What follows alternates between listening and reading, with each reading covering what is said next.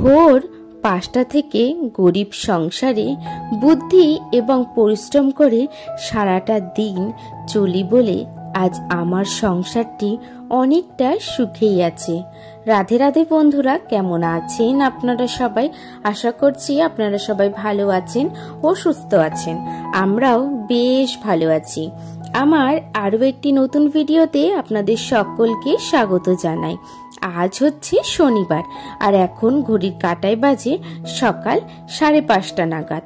তো এখন থেকে আপনাদেরকে সাথে নিয়ে আজকের ভিডিওটি আমি শুরু করলাম। আশা করছি আজকের ভিডিওটি আপনাদের বেশ ভালো লাগবে। ঘুম থেকে উঠেই আগে সবার প্রথমে বাসি কাজগুলোকে সেরে নেব, যেহেতু এখন বাড়িতে মা নেই, আমি আর আমার যা, মানে দুজনে দুই জায়ের বলতে পারেন সুখের সংসার। দুই যা যদি মিলেমিশে সংসারটাকে সামলাতে পারি তাহলে সেই সংসারে কিন্তু সুখের অভাব হয় না। তো দেখুন, সবার প্রথমে বাসি ঘরটি আমি ঝাড় দিয়ে নিয়েছি, আর বাসি ঘরটি ঝাড় দিয়ে মেন গেটটি খুলে এখন সিঁড়িটাও ঝাড় দেওয়া হয়ে গেছে। তো তারপরে বাইরেরটি এখন আমি ঝাড় দিয়ে নিয়েছি। আর আজকে জানেন তো, বাইরেরটি ঝাড় দিতে অনেকখানি বেলা হয়ে গেছে। মানে ঘুম থেকে উঠেছি তখন ঘড়ির কাঁটায় বাজে ওই সকাল কিন্তু 4:30।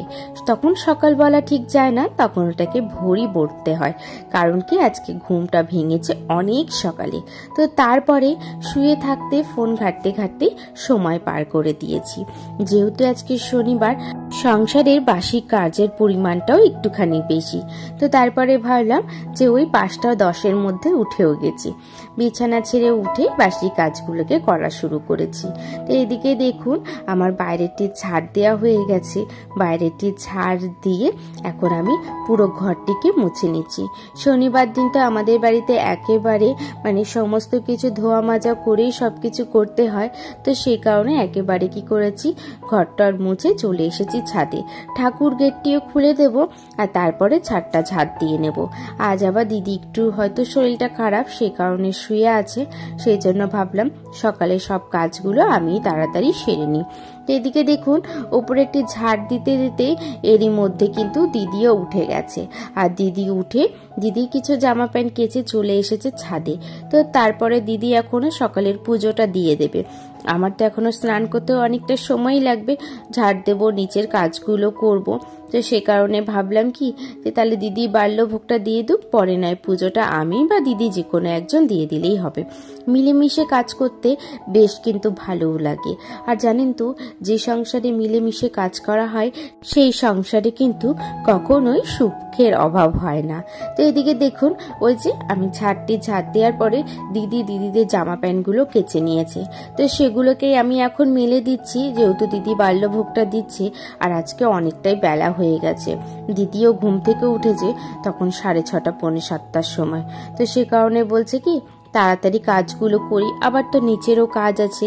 এখন তো আর মা নেই, এখন পুরো সংসারটি পুরো বাড়িটি আমাদের দুই জাকেই সামলাতে হচ্ছে। এদিকে দিদি বাল্যভোগের বাসনগুলো ধুয়ে নিচ্ছে আর আমি এদিকে জামা প্যান্টগুলো মেলে নিচে চলে এসেছি। নিচে এসে স্নান সেরে চলে এসেছি ওপরে, তুলসী তলায় জল দিয়ে প্রণামটি সেরে নেব। তো তারপরে ঠাকুর এগুর কাছে গিয়ে গুরুদেবের নামটি সেরে চলে এসেছি নিচে এসে এখন একটু রেডি হয়ে নিচ্ছি। আবার তো সকালে রান্না বান্নাও করতে হবে। তো আজকে ভাবলাম আমি সবকিছু জোগাড় করে দিই, আর সবকিছু রেডি করে দিলে দিদি শুধু তরকারিটা করে নেবে। তো সেই মতনই এখনো তো দেখুন তাতান ঘুমাচ্ছে। আর তারপরে নিজে রেডি হয়ে চলে এসেছি সবজিগুলো সমস্ত কিছু কাটতে। সকালবেলা রুটির সাথে বরবটি আর ভাজা হবে, আর ভেন্ডি আলু দিয়ে ভাজা হবে, আর তার মধ্যে উচ্ছে আলু ভাজা করব দুপুরের জন্য। তো এদিকে আবার আজকে মা বলেছে পনিরের তরকারি করো আর টক ডালটা করো। তো সেই মতন দিদি কি করছে, এখন টক ডালটি করে নিচ্ছে, আর আমি বাদবাকি হচ্ছে যে ভাজাগুলোর জন্য রেডি করছি। এদিকে সমস্ত ভাজার সবজিগুলো কাটা হয়ে গেছে। এদিকে দেখুন ভেন্ডি আলুটাও আমার ভাজা হয়ে গেছে। ভেন্ডি আলু দিয়ে সকালের রুটিটা আমরা সকলেই খেয়ে নেব। তো তারপরে দুপুরের জন্য যে উচ্ছে আলু ভাজাটা করব সেটাও এখন করে নিচ্ছি। যেহেতু অনেকটা সকালই বলতে পারেন, সকাল তখন ঘড়ির কাঁটায় বাজে 9:30। তো 9:30টার সময় তো কেউ এখনো ঠিকঠাক করে ঘুম থেকে ওঠেনি, আর কারো খাওয়া দাওয়া সেরকম তোড়জোড়ও নেই। তো সেই কারণে ভাবলাম দুপুরে কিছুটা রান্না এগিয়ে রাখি। ওদিকে দিদি ডাল করছে আর এদিকে আমি উচ্ছে আলুটা ভেজে নিচ্ছি। ওই যে দেখছেন প্রেসারে কিন্তু ডালটা দিদি দিয়ে দিয়েছে। এদিকে আমার উচ্ছে আলুটা ভাজাও হয়ে গেছে। আর তারপরে আমি দেখছি তাতানও ঘুম থেকে উঠে গেছে, সে কারণে তাতানকে ঘুম থেকে উঠিয়ে খাইয়ে দিয়ে বিছানাটা গুছিয়ে নিয়েছি। এরই মধ্যে কিন্তু বাড়িতে পনির আনাও হয়ে গেছে। তো পনিরটায় নিয়ে আসার পরে সমস্ত পনিরটাকে সাইজ মতন কেটে নিয়ে এখন নুন হলুদ দিয়ে কিন্তু পনিরটাকে ভালোভাবে ভেজে নেবো।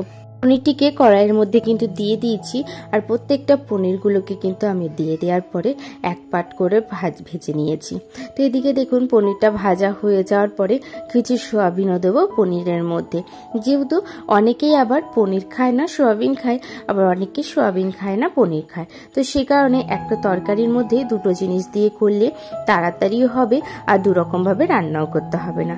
এদিকে সোয়াবিনগুলোকে লাল লাল করে ভেজে নিয়ে ফোড়নটা দিয়ে দিয়েছি। জিরে, দারচিনি, এলাচ আর হচ্ছে একটা শুকনো লঙ্কা, তেজপাতা। তারপরে সমস্ত আলুগুলোকে কিন্তু দিয়ে দেওয়া হয়েছে। আর জানেন তো, এই যে আলুটা ছেড়ে দেওয়ার পরে আর কোনো রকমভাবে আমি ভিডিও করতে পারিনি, কেন জানি না।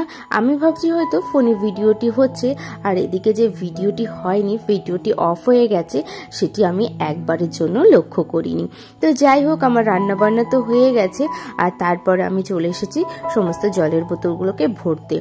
এদিকে আমি জলের বোতলগুলোকে ভরে নিচ্ছি। আর জানেন তো, যখন এডিট করার সময় দেখছি তখন তো নিজের মাথার উপরে পুরোপুরি হাত পড়ে গেছে, যে এতক্ষণ আমি ভাবলাম ভিডিওটি হয়েছে, আর তারপরে দেখছি কোনো রকমভাবে কোনো ভিডিওই হয়নি। তো যাই হোক, আবার তো এখান থেকে কাজ শুরু করলাম। এখন এদিকে দেখুন জলের বোতলগুলোকে সমস্ত ভরে নিয়ে সুন্দর করে সাজিয়ে দিয়ে টেবিলের মধ্যে রেখে এসেছি। এখন অনেকটা সময় আছে হাতে কাজগুলো করার, সে কারণে কাজগুলোকে আমি সেরে নিচ্ছি। এদিকে দুপুরের হয়েও এসেছে, জামা প্যান্টগুলো দেখছি বেশ ভালোভাবে কিন্তু শুকিয়ে গেছে, সে কারণে জামা প্যান্টগুলোকে নিয়ে নিচ্ছি। আর যে জামা প্যান্টগুলো এখনো শুকায়নি সেগুলোকে আবার ওলট পালট করে দেবো, তাহলে যেটুখানি রোদ আছে সেই রোদের মধ্যে কিন্তু শুকিয়ে যাবে। আর জানেন তো, খাটের থেকে আজকে তাতানের জন্য একটি থালা বের করেছি। তাতান অন্নপ্রাশনে অনেকগুলো থালা পেয়েছে, সে কারণে দেখছি খাটটি হালকা হালকা নোংরাও হয়েছে। ওই জন্য খাটটিকে একটুখানি শুকনো কাপড় দিয়ে কিন্তু মুছে নিয়েছি। এদিকে মোছার পরে খাওয়া দাওয়া সেরে একটুখানি রেস্ট নিয়েছি। এরই মধ্যে সন্ধে হয়ে গেছে, সেই জন্য সন্ধ্যের জামা প্যান্টটি ছেড়ে এখন সমস্ত জানলা দরজাগুলোকে বন্ধ করে চলে যাব ঠাকুর ঘরে, পুজোটি দিতে হবে। এদিকে দেখুন সন্ধ্যাটি সবার প্রথমে আমি দিয়ে দিচ্ছি, তারপরে দেব পুজো। আর আপনাদের সাথে অনেকগুলো দিন ঠিকঠাক করে আমার ভিডিও দেওয়া হচ্ছে না, কিছু কাজের ব্যস্ততার জন্য ভিডিওগুলো এডিট তো করা হচ্ছে, পোস্ট করতে পারছি না, ভয়েস ওভার দিতে পারছি না। তো আজকের পরে থেকে আবারও নতুন করে প্রত্যেক দিন নিয়ম মতন সময়ের মধ্যে ভিডিও ঠিকঠাক চলে আসবে। এদিকে আমার সন্ধে দেওয়া হয়ে গেছে, তো তারপরে নিচের সন্ধেটিও দিয়ে আসবো। আর তারপরে আজকে যেহেতু নিরামিষের দিন আর এখন দামোদর মাস চলছে, সে কারণে কিন্তু আকাশ প্রদীপটা ধরিয়ে দেব। তো আজকের মতন ভিডিওটা আমি এখানেই শেষ করলাম।